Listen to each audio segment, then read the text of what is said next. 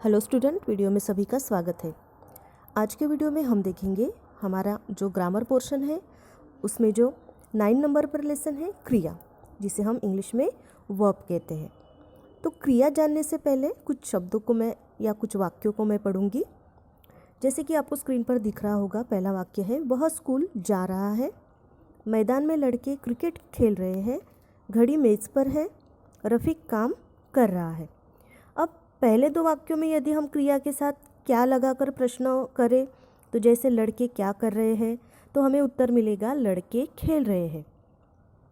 दूसरे वाक्य में वह क्या कर रहा है, उसका उत्तर मिलेगा हमें, या पहले वाक्य में वह क्या कर रहा है, वह स्कूल जा रहा है।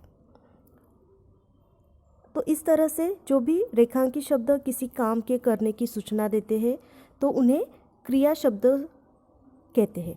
तो क्रिया शब्द किसी काम के होने की हमें सूचना दे रहे हैं। यहाँ पे इसमें किसी काम करने का बोध हो रहा है, इसलिए वाक्य में जो शब्द किसी काम के करने या होने की सूचना दे उन्हें क्रिया कहते हैं। फिर से एक बार व्याख्या देखिए। वाक्य में जो शब्द किसी काम के करने या होने की सूचना दे उन्हें क्रिया कहते हैं। अब क्रिया शब्द जो है वो विकार्य होते हैं। इनके रूप कर्ता के लिंग, वचन, पुरुष, काल के अनुसार वो बदलते रहते हैं। जैसे कि देखिए, लिंग के आधार पर वाक्य रचना हम देखेंगे। लिंग के आधार पर लड़का पढ़ रहा है और लड़की पढ़ रही है। यहाँ पे लड़का पुल्लिंग हो गया, लड़की स्त्रीलिंग हो गई। पढ़ रहा है, पढ़ रही है। तो ये लिंग के आधार पर उनके जो क्रिया है वो बदली है। यहाँ पर वचन के आधार पर देखिए, लड़का पढ़ रहा है यानी लड़का, यानी यहाँ पे एक वचन है। लड़के पढ़ रहे हैं, यहाँ पे लड़के जो है वो अनेक वचन है, इसलिए वचन के आधार पर ऐसी वाक्य रचना हो जाएगी। पुरुष के आधार पर देखिए, मैं पढ़ता हूँ, तुम पढ़ते हो, वह पढ़ती है, हम पढ़ते हैं। तो ये हो गए पुरुष के आधार पर। काल के आधार पर देखिए, मैं स्कूल जाता हूँ, मैं स्कूल जाऊँगा। जाता हूँ यानी वर्तमान काल, जाऊँगा भविष्य काल। तो यहाँ पे इस तरह से हमें क्रिया का बोध होता है। अब क्रिया के भेद दो प्रकार के होते हैं। एक होती है अकर्मक क्रिया, तो दूसरी होती है सकर्मक क्रिया। सबसे पहले हम अकर्मक क्रिया देखेंगे। वाक्य में जिन क्रियाओं को कर्म की आवश्यकता नहीं होती उन्हें अकर्मक क्रिया कहते हैं। वाक्य में जिन क्रियाओं को कर्म की आवश्यकता नहीं होती, कर्म यानी ऑब्जेक्ट, उन्हें अकर्मक क्रिया कहते हैं। जहाँ पे कर्म नहीं वो अकर्मक क्रिया। आना, जाना, उठना, बैठना, सोना, जागना, होना आदि अकर्मक क्रिया है। जैसे कि यहाँ पे एग्जाम्पल दिए हुए देखिए। पहला एग्जाम्पल, गाड़ी प्लेटफॉर्म पर आ रही है। दूसरा देखिए, बच्चा सो रहा है। हमें रोज़ जल्दी उठना चाहिए। लड़के चढ़ रहे हैं। लड़के बस से स्कूल जा रहे हैं। तो इन वाक्यों में कुछ भी कर्म नहीं है, कोई भी कर्म नहीं है। गाड़ी अकेली है तो गाड़ी प्लेटफॉर्म पर आ रही है, बच्चा सो रहा है, हमें रोज़ जल्दी उठना चाहिए, लड़के चढ़ रहे हैं, लड़के बस से स्कूल जा रहे हैं। तो ये हो गए अकर्मक क्रिया के एग्जाम्पल। दूसरा है सकर्मक क्रिया। तो जिन क्रिया शब्दों को कर्म की अपेक्षा होती है उन्हें सकर्मक क्रिया कहते हैं। फिर से एक बार व्याख्या देखिए। जिन क्रिया शब्दों को कर्म की अपेक्षा होती है उन्हें सकर्मक क्रिया कहते हैं। यानी जिन क्रिया शब्दों में कर्म की अपेक्षा होती है, कर्म होना ही चाहिए, उन्हें सकर्मक क्रिया कहते हैं। जैसे कि देखना, खरीदना, सुनाना, लिखना, भेजना। एग्जाम्पल देखिए। पहला एग्जाम्पल, रानी सेब खरीद रही है। रानी क्या खरीद रही है? रानी सेब खरीद रही है। कौन सेब खरीद रहा है? रानी सेब खरीद रही है। दूसरा देखिए, पिताजी पत्र लिख रहे हैं। कौन पत्र लिख रहा है? पिताजी। पिताजी क्या लिख रहे हैं? पिताजी पत्र लिख रहे हैं। माँ कहानी सुना रही है। रानी सेब खा रही है। पिताजी टीवी देख रहे हैं। तो ये हो गए सारे सकर्मक क्रिया के उदाहरण।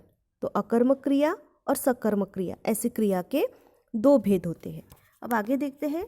अब सकर्मक क्रिया जो होती है, सकर्मक का मतलब आपको समझ में आया होगा। सकर्मक यानी सकर्म, कर्म के साथ, और अकर्म जहाँ पे कर्म नहीं। सकर्मक क्रिया के भी दो भेद होते हैं, एकक कर्म और द्विक कर्म। उदाहरण, रमा ने पुस्तक पढ़ी। यहाँ पे एक कर्म, रमा ने विमला को पुस्तक दी, यहाँ पे द्विक कर्म, वे विमला और पुस्तक ये दो कर्म आए हुए हैं और पहले वाक्य में सिर्फ एक कर्म आया हुआ है जो कि पुस्तक है। अब संरचना की दृष्टि से क्रिया के भेद कौन से भेद होते हैं? सामान्य भेद, संयुक्त, नाम धातु, प्रेरणार्थक। सबसे पहले हम सामान्य क्रिया देखेंगे। जिस वाक्य में एक क्रियापद हो उसे सामान्य क्रिया कहते हैं। फॉर एग्जाम्पल देखिए, मैंने काम नहीं किया, मेरे भाई ने किताब खरीदी, तुम अब घर जाओ, तो ये हो गई सामान्य क्रिया। संयुक्त क्रिया देखिए, दो या दो से अधिक धातुओं से बने क्रियापद में संयुक्त क्रिया होती है। इनमें पहली क्रिया मुख्य अर्थ देती है और दूसरी क्रिया उसे विशेष छवि देती है। जैसे कि मेरा एक काम कर दीजिए, एक कप चाय पी लो, मोहन चला गया। तो संयुक्त क्रिया में फिर से एक बार देखिए क्या होता है कि दो या दो से अधिक धातुओं से बने क्रियापद में संयुक्त क्रिया होती है। इनमें जो पहली क्रिया होती है वो मुख्य अर्थ देती है और जो दूसरी क्रिया होती है उसे वो विशेष छवि देती है। जैसे कि मेरा एक काम कर दीजिए, एक कप चाय पी लो, मोहन चला गया।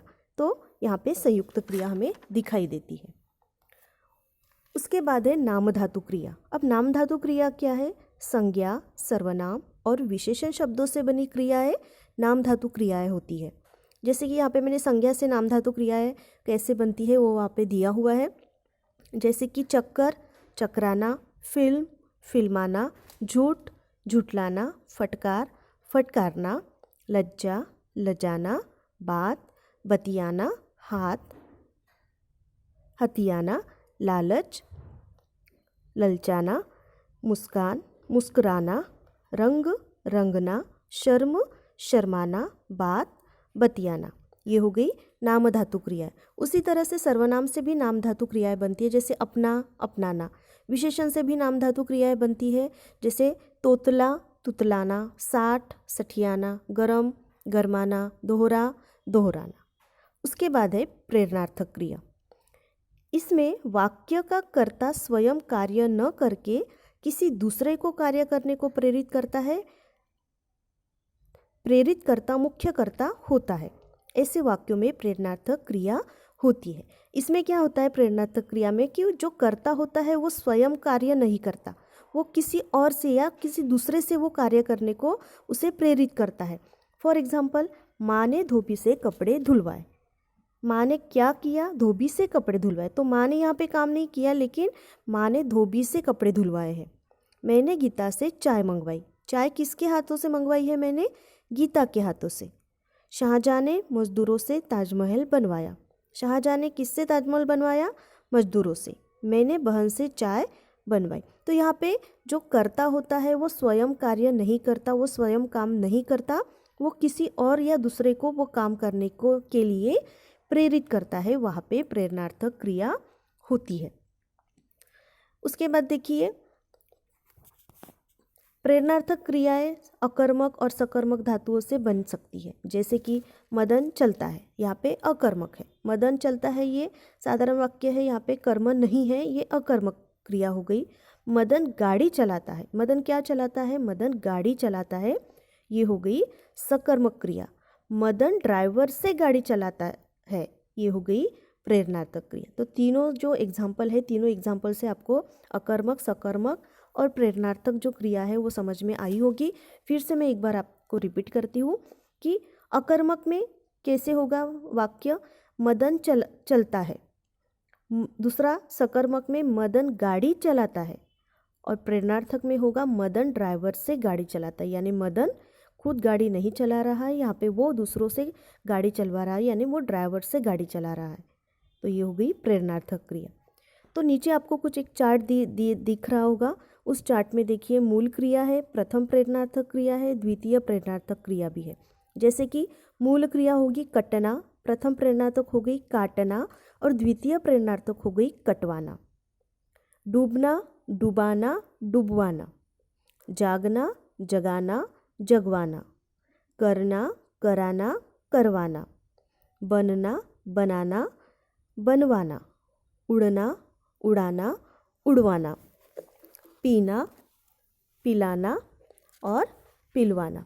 तो इस तरह से मूल क्रिया, प्रथम प्रेरणार्थक क्रिया और द्वितीय प्रेरणार्थक क्रिया यहाँ पे हमें दिखाई देती है। तो इस तरह से क्रिया जो ये चैप्टर है यहाँ पे हमारा समाप्त होता है। मैं फिर से एक बार आपको रिवाइज करवा देती हूँ कि हमने क्या क्या पढ़ा है।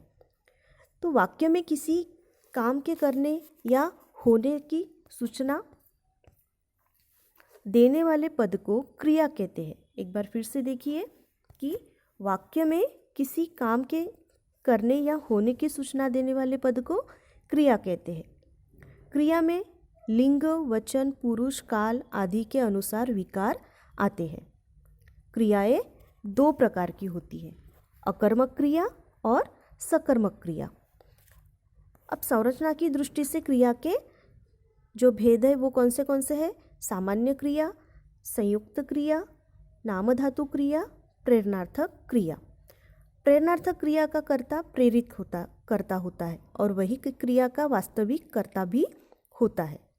प्रेरणार्थक क्रियाएं दो प्रकार की होती है। उसमें कौन सी है? प्रथम प्रेरणार्थक और द्वितीय प्रेरणार्थक। तो इस तरह से आपको इस लेसन को अच्छे से फिर से एक बार पढ़ना है।